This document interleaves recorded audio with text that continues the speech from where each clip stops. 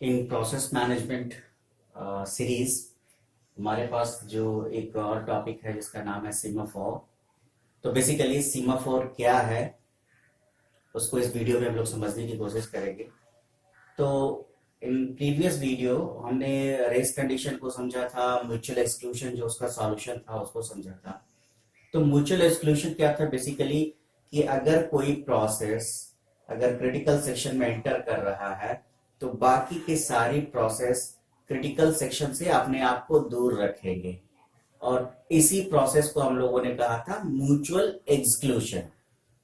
So mutual exclusion की जब बात करते हैं तो म्यूचुअल एक्सक्लूशन में बहुत सारे कुछ ड्रॉबैक्स थे।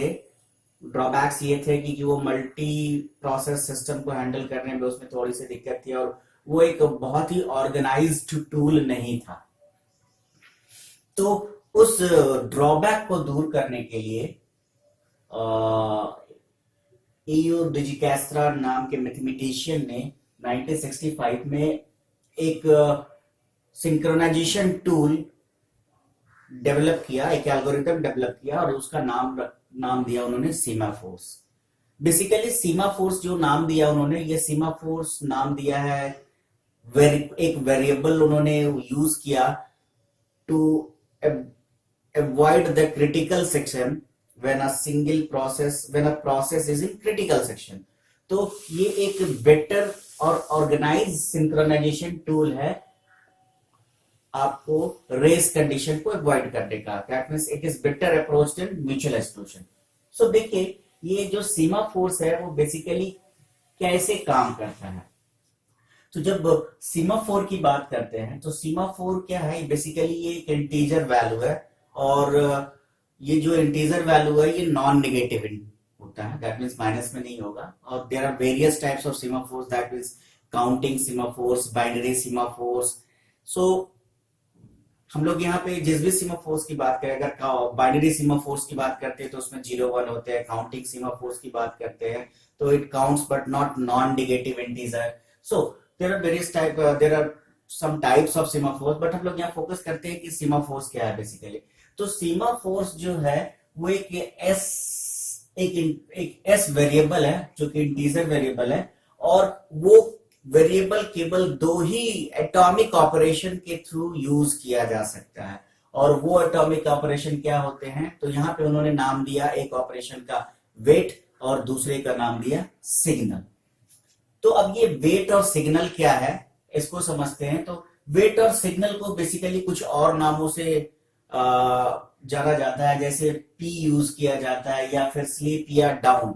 इसका मतलब वेट कंडीशन की बात की जा रही है, और सिग्नल कंडीशन के लिए एस वेकअप और अप यूज किया जा रहा है। तो पहले सीमाफोर को हम लोग एक जनरल कॉन्सेप्ट से समझने की कोशिश करते हैं, बेसिकली सीमाफोर काम कैसे करता है।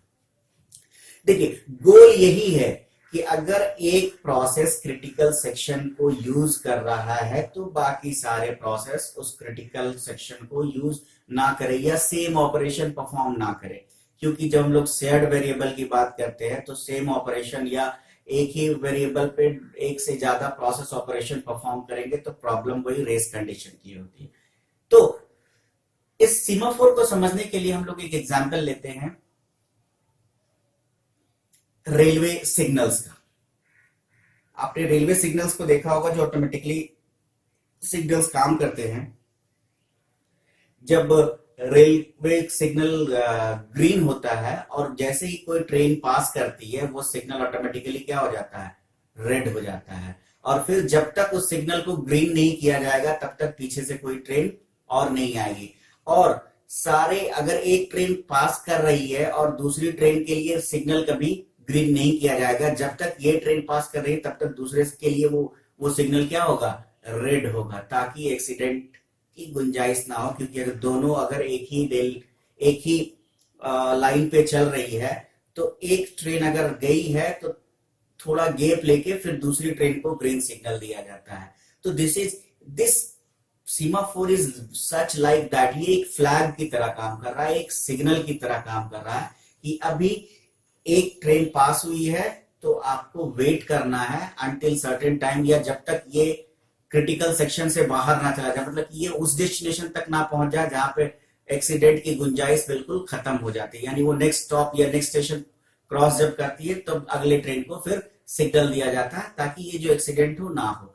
बिल्कुल ऐसा ही प्रोसेस है सीमाफोर, ऐसा ही सिंक्रोनाइजेशन टूल है सीमाफोर, जो कि एक प्रोसेस को तब तक होल्ड करने के लिए, वेट करने के लिए कहता है जब तक जो प्रोसेस क्रिटिकल सेक्शन में गया है वो एग्जीक्यूट या उसका प्रोसेस कंप्लीट होके वो बाहर ना आ जाए। अब यहाँ पे ये प्रोसेस एग्जीक्यूशन और ये वेट और ये सिग्नल प्रोसेस को किस तरीके से परफॉर्म कराया जाता है, उसके लिए यहाँ पे वेट और सिग्नल का कॉन्सेप्ट होता है। ये वेट और सिग्नल का कॉन्सेप्ट बिल्कुल किस तरीके से काम करता है उसको समझते हैं। जब कोई एक प्रोसेस क्रिटिकल सेक्शन को एंटर करता है तब वो इस P को 1 कर देगा, P को 0 कर देगा। अगर 1 है P का वैल्यू या वैल्यू 1 है, बाइनरी सीमाफोर का वैल्यू अगर 1 है, दैट मींस कि अभी क्रिटिकल सेक्शन फ्री है, अभी कोई यूज नहीं कर रहा है। लेकिन जैसे ही उसको 0 कर दिया गया, बाकी सारे प्रोसेस वेटिंग कंडीशन में रहेंगे until जब तक वो फ्री होके 1 ना हो जाए। So let's see how this semaphore is working.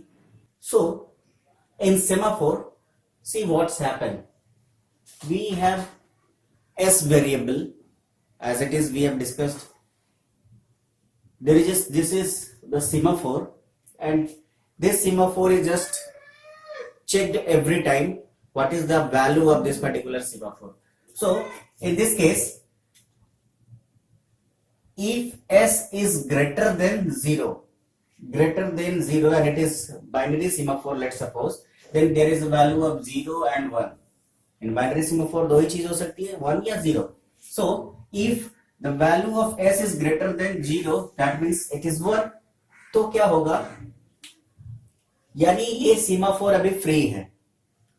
क्या होगा, जो प्रोसेस होगा वो क्रिटिकल सेक्शन में इंटर करेगा और इस S के वैल्यू को फिर से क्या करेगा, घटा देगा, S को S-1 कर देगा। मतलब वापस से क्या हो गया, ये 0 हो गया।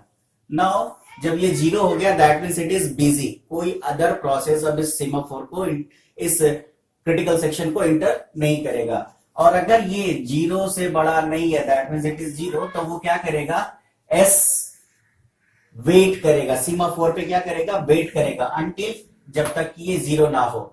इसके लिए एक जो एल्गोरिदम होते हैं, बुक्स में भी आपको मिलेंगे, यहाँ पे ये सिंपली होता है कि wait S while S is less than equals to 0, कि जब तक 0 वो नहीं है वो क्या करेगा, डू स्किप करता रहेगा, और जैसे ही उसको 1 मिलेगा ये फिर से वापस S को S-1 कर देगा। खैर वहीं पे ये बेसिकली ये था वेट कंडीशन के लिए, जब हमारा वेट S या PS लिखा हो ऐसा। वहीं पे जब हम लोग सिग्नल की बात करते हैं, यानी दूसरे प्रोसेस की बात करते हैं, इफ 1 और more process are waiting on S, अगर बहुत सारे प्रोसेस S पे वेट कर रहे हैं सीमाफोर पे, देन, और यहां पे क्या हो रहा है, जैसे ही 1 फ्री मिलता है, एक प्रोसेस क्या होता है, एंटर करेगा सीमाफोर में और सिग्नल को फिर क्या किया जाएगा, +1 कर दिया जाएगा। यहाँ पे आप देखो, यहाँ माइनस किया जा रहा है, यहाँ पे क्या किया जा रहा है, प्लस किया जा रहा है। उसका जस्ट रिवर्स प्रोसेस, अगर वेकअप है तो स्लिप कर दो और स्लीप है तो वेकअप कर दो। सिंपली यही कॉन्सेप्ट यहाँ पे चल रहा है। So this is all about semaphores, कि सीमाफोर इस तरीके से काम कर रहा है कि एक प्रोसेस क्रिटिकल सेक्शन में आया और क्रिटिकल सेक्शन में आने के पहले वो सीमाफोर वेरिएबल को चेक कर रहा है, अगर वो 1 है तो एंटर करेगा, अगर 0 है तो वेट करेगा, और अगर वो 1 है और एंटर, वो 0 एंटर कर गया तो फिर से उसको क्या करना है, 1 कर देना है, ताकि अगर वो फ्री कर रहा है, सिग्नल को फ्री कर रहा है, तो उसको दिस इज फॉर फ्री, कि अब ये प्रोसेस क्या हुआ, बाहर एग्जीक्यूट करके निकल गया, तो ये क्या करेगा, फिर से सीमाफोर को 1 कर देगा ताकि अगले प्रोसेस क्या हो सके, इंटर कर सके। That's why this is S equals to S+1। ये S- जब इंटर करेंगे तो सीमाफोर वेरिएबल को क्या करेंगे, घटाएंगे, और जब बाहर जाएंगे तो उसको फिर से 1 कर देंगे ताकि वो फ्री सो हो सके, अदर प्रोसेस उस पर एंटर कर सके। सो this is the basically implementation of semaphore. अब सेमाफोर को हम इस टेबल के थ्रू कोशिश करते हैं, ट्राई करते हैं समझने की कि आखिर ये सेमाफोर किस तरीके से काम कर रहा है। तो आप इस टेबल में देखो कि यहां पे टाइम है, प्रोसेस के स्टेटस है, और हमारे पास यहाँ 3 प्रोसेस है, P1, P2, P3। और अगला जो हमारा कॉलम है वो बाइनरी सेमाफोर के लिए है, जिसमें 1 फ्री को रिप्रेजेंट करता है और 0 बिजी को रिप्रेजेंट करता है। और उसके बाद हमारा जो कॉलम है वो प्रोसेस के शेयरिंग रिसोर्सेज या अटेम्प्ट टू शेयर, इन दोनों चीजों को डिफाइन करता है। तो आप देखो, जब टाइम T1 है उस समय कोई भी प्रोसेस अभी नहीं है एग्जीक्यूशन के लिए, तो हमारा बाइनरी सेमाफोर यानी क्रिटिकल सेक्शन अभी 1 है। दैट्स वाई ना कोई शेयरिंग प्रोसेस रिसोर्स है, ना कोई अटेम्प्ट टू शेयर करना है। टाइम 2 पे हमारे पास 3 प्रोसेस आते हैं, P1, P2 और P3। जब तीनों अभी वेटिंग कंडीशन में है, और यहां पे आप देखो P1, P2, 3 अभी अटेम्प्टिंग टू इंटर है, मतलब ये इंटर करने की कोशिश करेंगे कहां पे, क्रिटिकल सेक्शन में। तो यहां पे अब बाइनरी सेमाफोर 0 हो गया और P1 क्या हो गया, क्रिटिकल सेक्शन में एंटर कर गया। मतलब P1 ने पहले बाइनरी सेमाफोर को 0 किया, दैट मीन्स उसको S-1 किया, ताकि क्रिटिकल सेक्शन बीजी हो सके, इंगेज हो सके और दूसरे प्रोसेस बाहर रह सके उससे। और अब P1, P3 टाइम पे क्रिटिकल सेक्शन में है, और P2, P3 फिर वापस किस में है, वेटिंग कंडीशन में। और स्टिल अभी बाइनरी सेमाफोर हमारा बिजी है यानी 0 है, और P1 का काम चल रहा है अभी क्रिटिकल सेक्शन में। जब P1 का काम कंप्लीट होता है तब वो क्या करता है, सिग्नल, यानी S को +1 कर दिया, S इक्वल्स टू S+1, यानी जो 0 था अब उसको वापस से फिर वो क्या किया, 1 कर दिया। सो यहां पे अब ये सिग्नल हो गया, और बाकी P2 और P3 अभी वेटिंग कंडीशन में है। अब P2 और P3 अटेम्प्टिंग टू इंटर में है, जबकि प्रोसेस शेयरिंग रिसोर्स में अभी कोई नहीं है। अब P3 नेक्स्ट में, अगले T5 में P1 का रेस्ट प्रोसेसिंग अगर है तो वो उसका अपना अलग स्टेटस है। और आप देखो P3 क्रिटिकल सेक्शन में इंटर कर चुका है, और बाइनरी सेमाफोर वापस क्या हो गया, 0 हो गया, यानी बिजी हो गया। यानी P3 ने क्या किया, S इक्वल्स टू S-1 किया, यानी वो 1 जो था वो 0 हो गया। और अब P3 क्रिटिकल सेक्शन में है, और फिर नेक्स्ट T6 पे भी P3 ही काम कर रहा है, क्रिटिकल सेक्शन में है। लेकिन T7 टाइम पे P3 का टास्क एग्जीक्यूशन कंप्लीट हो गया, तो वो क्या कर रहा है, उस बाइनरी सेमाफोर को वापस 1 कर रहा है, यानी सिग्नल दे रहा है। S मतलब S इक्वल्स टू S+1, मतलब जो 0 था उसको फिर +1 कर दिया। दैट मीन्स कि हमारा अब सेमाफोर जो वेरिएबल है वो फ्री हो चुका है। That means next process inter कर सकते हैं। अब यहां पे आप देखो, अटेम्प्टिंग टू इंटर में भी कोई नहीं है, और अटेम्प्टिंग टू इंटर में P2 और P1 है, P1 फिर से आ चुका है, और P3 का काम कंप्लीट हो चुका है, यानी प्रोसेस शेयरिंग रिसोर्स में भी कोई नहीं है। और फिर नेक्स्ट T8 पे आप देखो, P2 क्रिटिकल सेक्शन में चला जा रहा है, और फिर से बाइनरी सेमाफोर 0 हो गया, यानी S इक्वल्स टू S-1।